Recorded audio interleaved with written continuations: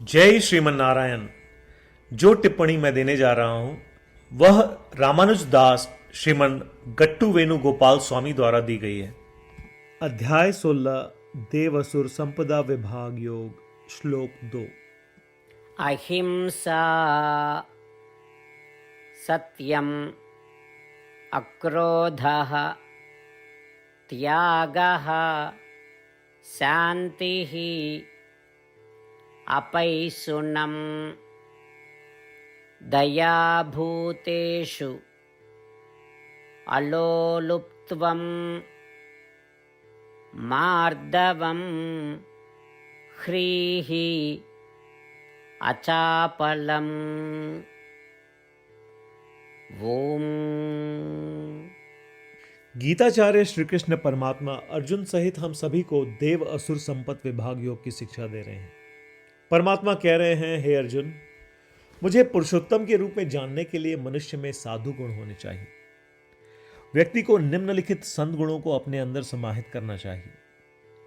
वे संत गुण हैं अहिंसा, सत्यता, क्रोध का अभाव, त्याग, शांति, दोष खोज से संयम, सभी जीवित प्राणियों के प्रति दया, सभी इंद्रिय विषयों से पूर्ण वैराग्य, नम्रता, शील और इंद्रिय विषयों के लिए कोई प्रलोभन नहीं। अहिंसा, इसका अर्थ है विचार, शब्द या कर्म से किसी भी जीवित प्राणी को चोट न पहुंचाना। सत्यता, इसका मतलब कि जो देखा जाता है उसे देखा हुआ कहना चाहिए और जो सुना जाता है उसे सुना हुआ कहना चाहिए, इस तरह से जिससे दूसरों को नुकसान ना हो। क्रोध का अभाव, इसका अर्थ है क्रोध ना करना, भले ही कोई ऐसा व्यवहार करे जिससे आपको क्रोध आता हो। त्याग, इसका अर्थ है इच्छा प्रेरित कार्यों और इंद्रिय संतुष्टि को छोड़ना और जो आत्मा के लिए फायदेमंद नहीं उसे त्याग करना।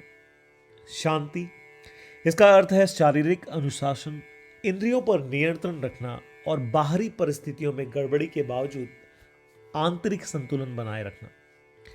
गलतियों निकालने पर रोक, इसका अर्थ है ऐसी बात नहीं करना जिससे दूसरों को हानि पहुंचे, दूसरों की निंदा हो। दूसरों में दोष ढूंढना हमारे मन को गंदा करता है, जबकि उनके गुणों पर ध्यान केंद्रित करने से यह शुद्ध होता है। सभी प्राणियों के लिए दया, इसका अर्थ है सभी जीवित प्राणियों के प्रति दयालु भाव रखना। सभी इंद्रिय विषयों से पूर्ण वैराग्य, इसका अर्थ है सांसारिक वस्तुओं और सुखों में रुचि न रखना। सज्जनता, इसका अर्थ है अच्छे लोगों से दोस्ती करने में उत्साही और रुचि रखना और उनके साथ समय बिताने के लिए हमेशा तैयार रहना। शील, मन में कुछ गलत करने का विचार आते ही स्वयं को दोषी महसूस करना चाहिए। इंद्रिय विषयों के लिए कोई प्रलोभन नहीं।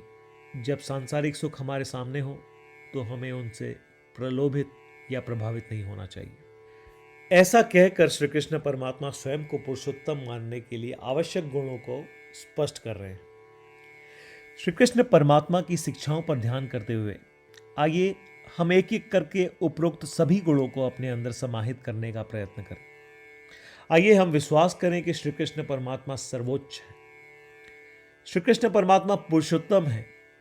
श्री कृष्ण परमात्मा श्रीमन नारायण है और श्रीमन नारायण को प्राप्त करने को अपने जीवन का लक्ष्य बनाते समय केवल श्रीमन नारायण की शरण लेते हुए आइए हम श्री कृष्ण परमात्मा के शब्दों को श्लोक के रूप में दोहराने का प्रयत्न करें।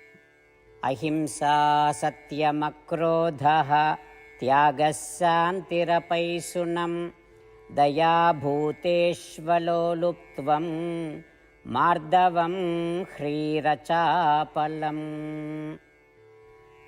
श्रीमद् भगवद गीता का संपूर्ण सार श्री कृष्ण परमात्मा द्वारा अध्याय 18 श्लोक 65 से 70 में 8 कार्य करने के लिए दिया गया है। श्री कृष्ण कहते हैं, मुझे वे लोग पसंद है जो इन 8 बातों का पालन करते हैं। मैं उन भक्तों की हर प्रकार से रक्षा करूंगा। श्री कृष्ण परमात्मा द्वारा बोली गई संपूर्ण भगवद गीता को सुनने के बाद अर्जुन कहते हैं, करिष्ये वचनम तव, जिसका अर्थ है कृष्ण मैं वैसा ही करूंगा जैसा आप कहेंगे। यही कारण है कि श्री कृष्ण ने अर्जुन को सभी प्रकार की सफलताएं और जीत प्रदान की है। आइए परमात्मा को वचन दे कि हम इन 8 कर्मों का पालन करेंगे। ऐसी कोई पूजा, तप या यज्ञ नहीं है जो परमात्मा को यह शब्द देने से बढ़कर हो। मैं कहूंगा कि ये 8 प्रतिज्ञाएं हमें करनी चाहिए। कृपया आप सभी इन्हें अपने दिल और दिमाग में सोचें। इस प्रकार श्री कृष्ण को अपना वचन देते हुए आइए हम सभी श्री कृष्ण के सुंदर चेहरे को खुशी से चमकते हुए देखें और आनंद का अनुभव करें। जय श्रीमन नारायण। ये है हमारे 8 वचन। हमारा पहला वचन, हे श्रीमन नारायण, जैसा आपने निर्देश दिया मैं हमेशा आपका ध्यान करूंगा और आपके बारे में सोचूंगा। हमारा दूसरा वचन, हे श्रीमन नारायण, जैसा कि आपने सलाह दी मैं हमेशा आपका भक्त रहूंगा। हमारा तीसरा वचन, हे श्रीमन नारायण, मैं अपने सभी कार्य आपकी सेवा के रूप में और आपकी संतुष्टि के लिए करूंगा। हमारा चौथा वचन, हे श्रीमन नारायण, जैसा कि आपने अनुसरण करने के लिए कहा था मुझे पूरा विश्वास है कि मैं आपका हूं और मैं हमेशा अपने हाथ जोड़ूंगा और आपको नमस्कार करूंगा। हमारा पांचवा वचन, हे श्रीमन नारायण, मुझे आपके शब्द मामेकम शरणम व्रज याद आते हैं जो आपने सिर्फ और सिर्फ आपको ही समर्पण करने को कहा था। श्रीमन नारायण, मैं केवल आपके प्रति समर्पण करता हूं। हमारा छठा वचन, हे श्रीमन नारायण, मुझे आपके शब्द मां शुचः याद आते हैं कि आप हमें शोक न करने का आश्वासन दे रहे हैं। मैं अब शोक नहीं करूंगा। हमारा सातवां वचन, हे श्रीमन नारायण, आपने हमारे लिए श्रीमद् भगवद गीता देकर हम सभी पर कृपा की है और आशीर्वाद दिया है। मैं कम से कम एक श्लोक पढ़ने या सुनने का वादा करता हूं। हमारा आठवां वचन, हे श्रीमन नारायण, आपने सारी मानवता को गीता प्रदान की। मैं गीता में आपके दिव्य शब्दों को उन भक्तों तक फैलाने का प्रयास करूंगा जो गीता से अपरिचित हैं। हमने अभी अभी परमात्मा को 8 वचन दिए हैं। प्रतिदिन श्रीमन नारायण को यह वचन देना कि हम वैसा ही करेंगे जैसा वे कहेंगे अपने आप में एक महान पूजा है। आइए हम उसे अपने अटल विश्वास के साथ अपना वचन दें। श्रीमन नारायण करिष्ये वचनम तव, जिसका अर्थ है श्रीमन नारायण, मैं आपके निर्देशों के अनुसार कार्य करूंगा। सर्वम श्री कृष्णार्पणमस्तु। जय श्रीमन नारायण।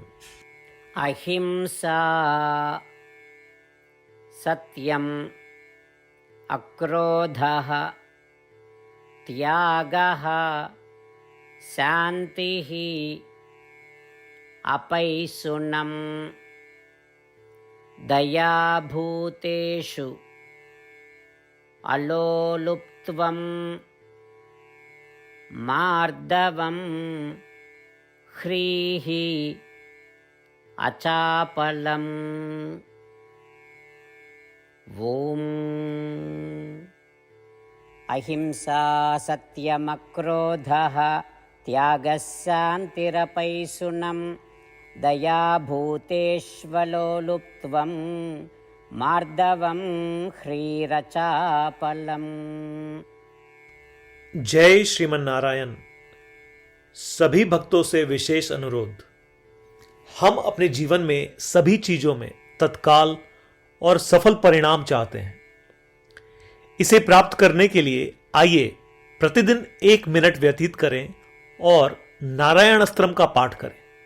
नारायण अस्त्रम प्राप्त करने के लिए नारायण अस्त्रम वेबसाइट पर जाएं, जो कि है www.narayanastram.org, और रजिस्ट्रेशन में अपना नाम और ईमेल प्रदान करें। आपके द्वारा प्रदान की गई ईमेल पर आपको नारायण अस्त्रम पीडीएफ प्राप्त होगा। पीडीएफ में एक रामायण श्लोक, एक गीता श्लोक और एक विष्णु नाम है। इनमें से 3 को एक साथ मिलकर नारायण अस्त्रम कहा जाता है। हर किसी को इन श्लोकों का एक अलग संयोजन मिलता है।